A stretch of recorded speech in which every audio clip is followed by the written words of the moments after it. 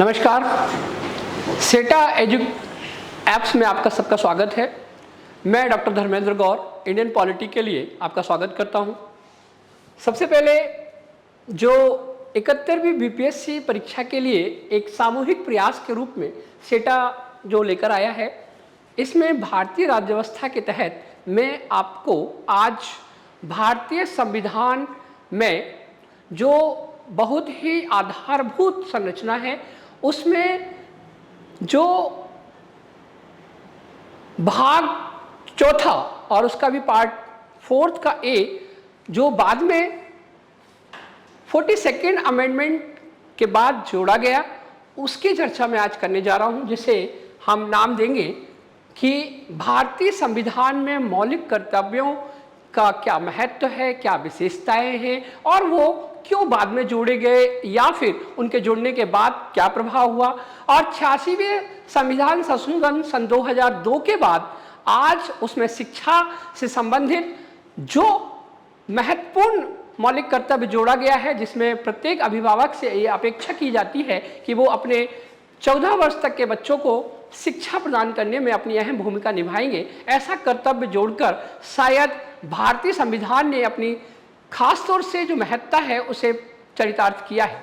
तो ऐसे में मैं सबसे पहले बात करूंगा कि आज बीपीएससी के लिए या जो आपके प्रिलिमिनरी एग्जामिनेशंस के लिए ये चर्चा में क्यों है, क्योंकि भारत के संविधान के 26 नवंबर 2025 के 70वीं वर्षगांठ के अवसर पर संविधान में समरसता कार्यक्रम के तहत कर्तव्यों के प्रति जागरूकता फैलाने के लिए भारतीय संसद ने एक मुहिम चलाई है, जो पार्लियामेंट ऑफ इंडिया का एक इनिशिएटिव है।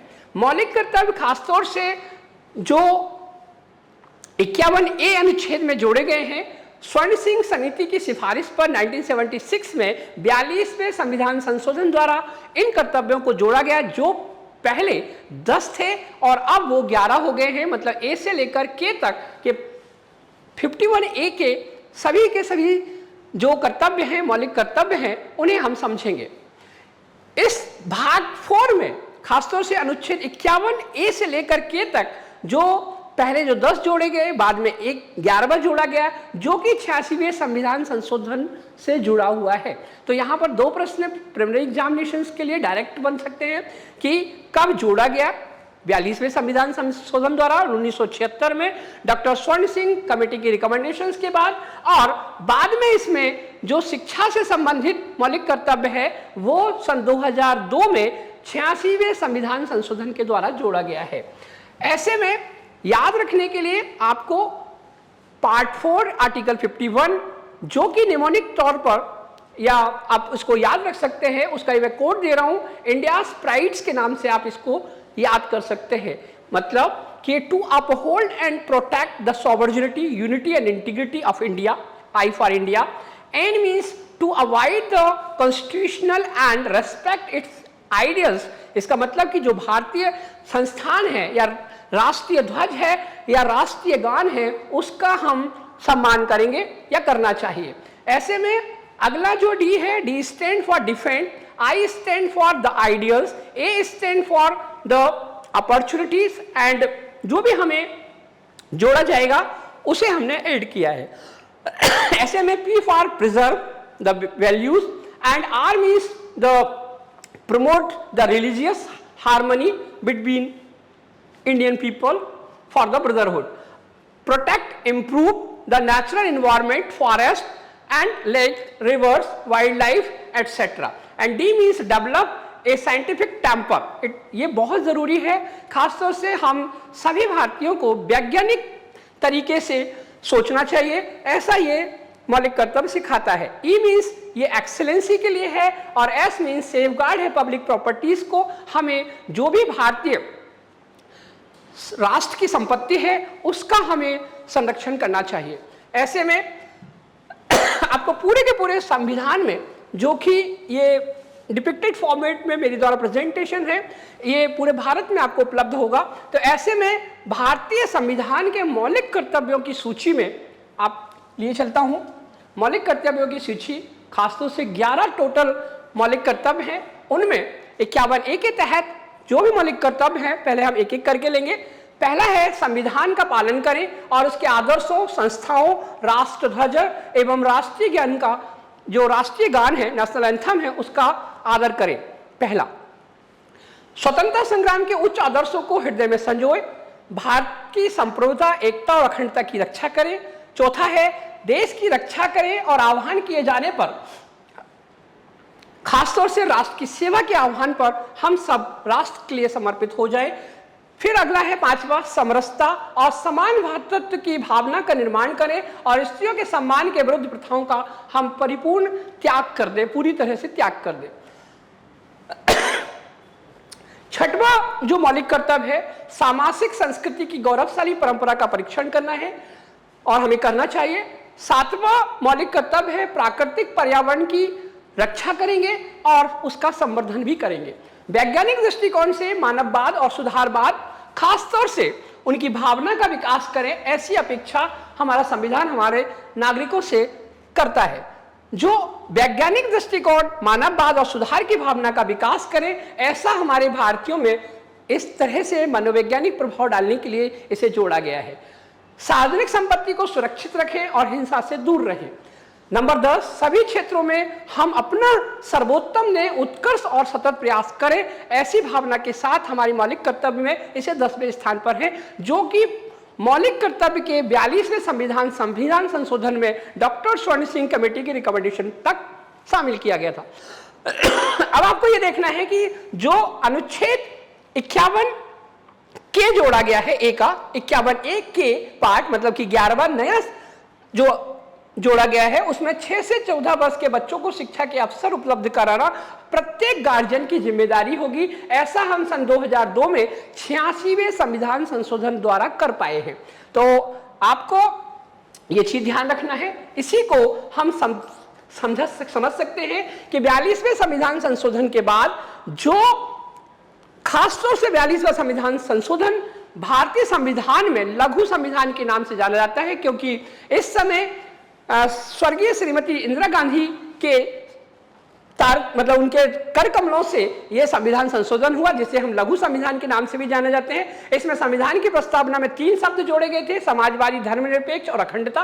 ये जरूरी है, आपको इससे रिलेट करके याद रखना है। खासतौर से 42वें संशोधन की अन्य प्रमुख रूप से राष्ट्रपति को मंत्रिपरिषद की सलाह मानना अनिवार्य हुआ था।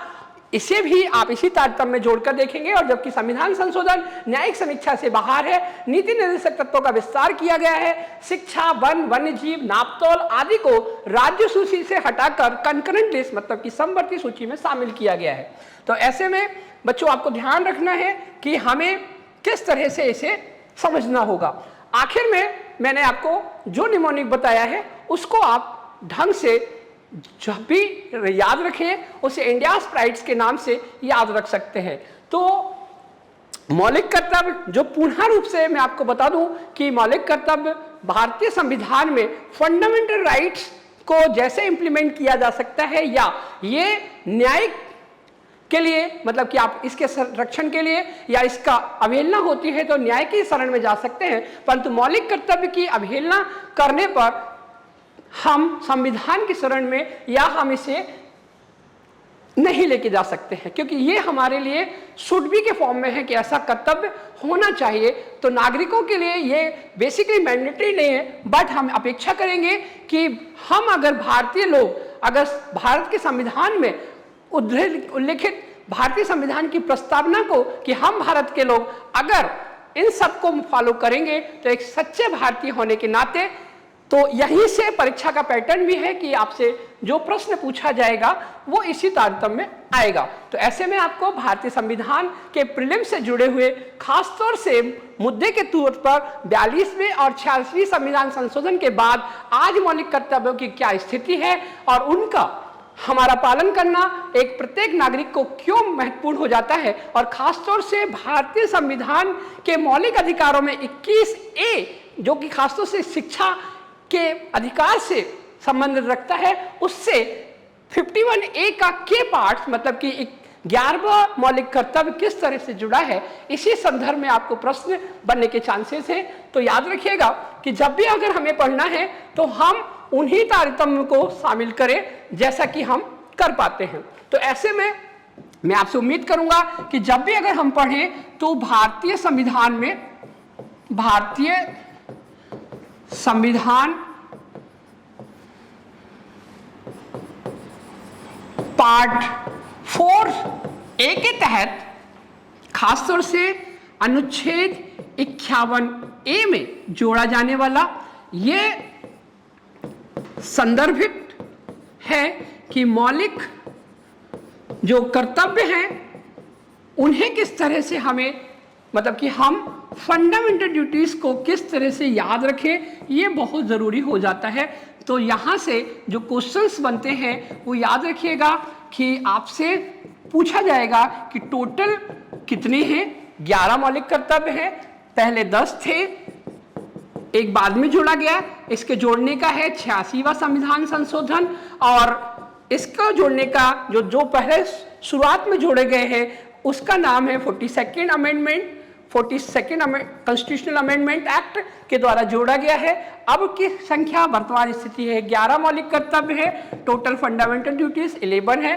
और यहाँ पर जो क्वेश्चन बनेगा किस कमेटी की रिकमेंडेशन से, तो डॉक्टर स्वर्ण सिंह कमेटी की रिकमेंडेशन से इसे 42वें संविधान संशोधन में जोड़ा गया था। तो मैं समझता हूँ कि आपको अगर कहीं से भी प्रश्न आ जाए मौलिक कर्तव्य के बारे में, या तो वो आपको डायरेक्ट क्वेश्चन पूछ सकता है, इनडायरेक्ट पूछ सकता है। अंडरस्टैंडिंग के लिए मैं बता दूं कि भारतीय संविधान में ये मौलिक कर्तव्य बिल्कुल इस तरह से है कि अगर हम ये कहें कि यहां पर लोक का मतलब है, दो तरह से समझेंगे, एक का मतलब है जनता और दूसरा मतलब है शासन या सरकार। तो यहाँ पर जो सरकार है वो अपने तरफ से मौलिक अधिकारों का संरक्षण करेगी, तो ऐसे में जनता को भी अपने कर्तव्यों का निर्वहन पूरी तरह से करना चाहिए, तभी हम लोकतांत्रिक और वास्तव में जो हमारा मूल है गणराज्य की स्थापना कर पाएंगे। तो ऐसी स्थिति में बच्चों आपसे जो क्वेश्चंस पूछे जाएंगे वो डायरेक्ट अप्रोच से या इनडायरेक्ट अप्रोच से पूछे जाएं, और मेरी हमेशा यही कोशिश रहेगी कि आपको जो प्रश्न हैं वो पूछे जाएं तो आपसे बेहतरीन रिजल्ट्स मिले, जो कि आपको एमसीक्यू के फॉर्म में देखने को मिलेगा, जहां पर आपको ये चारों के चारों विकल्प आपको डिक्लेयर होंगे और आपको उनमें से एक को जो एप्रोप्रिएट आंसर है उसी को चूज करना है। तो इसी के साथ मैं आज आपको मौलिक कर्तव्यों के इतर आगे जो लेके जाऊंगा उसमें हम सेंट्रल स्टेट रिलेशंस को पढ़ने जा रहे हैं। तो याद रखिएगा और अगली क्लास जरूर अटेंड करिएगा। Thank you so much. Thank you.